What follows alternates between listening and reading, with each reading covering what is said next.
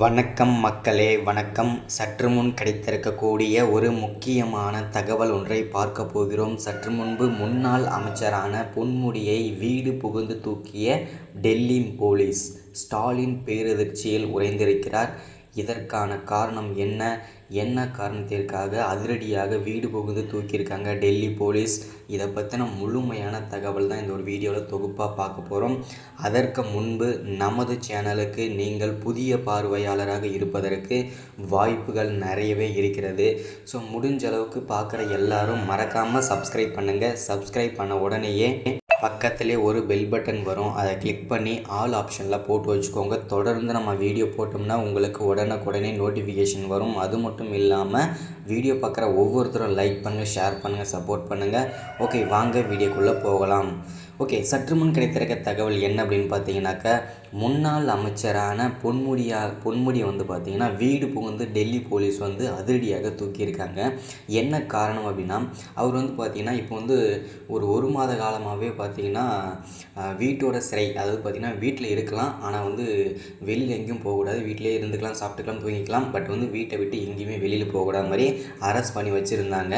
So தற்போது வந்து பார்த்திங்கன்னா சற்று முன் கிடைத்த தகவல் படி அதிரடியாக டெல்லி போலீஸ் வந்து தூக்கிட்டாங்க.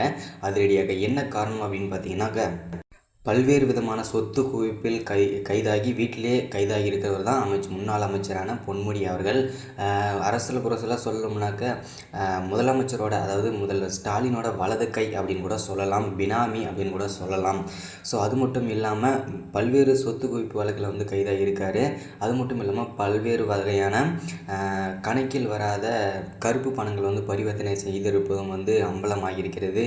இதனால் வந்து வீடு புகுந்து அதிரடியாக டெல்லி போலீஸ் வந்து அதிரடியாக தூக்கியிருக்காங்க. அது மட்டும் இல்லாமல் பல்வேறு டாக்குமெண்ட்டுகள், அதாவது பார்த்திங்கன்னா சொத்து குவிப்போட டாக்குமெண்ட்டுகள் வந்து அமலாக்கத்துறை வந்து அதிரடியாக சோதனை நடத்தி அதையுமே முடக்கியிருக்காங்க. ஸோ இதனால் வந்து முதல்வர் ஸ்டாலின் வந்து பேரதிர்ச்சியில் உறைந்து போயிருக்கிறார். ஏன்னா வந்து இவரோட பினாமி தான், முதல்வர் ஸ்டாலினோட பினாமி தான் முன்னாள் அமைச்சரான பொன்முடி.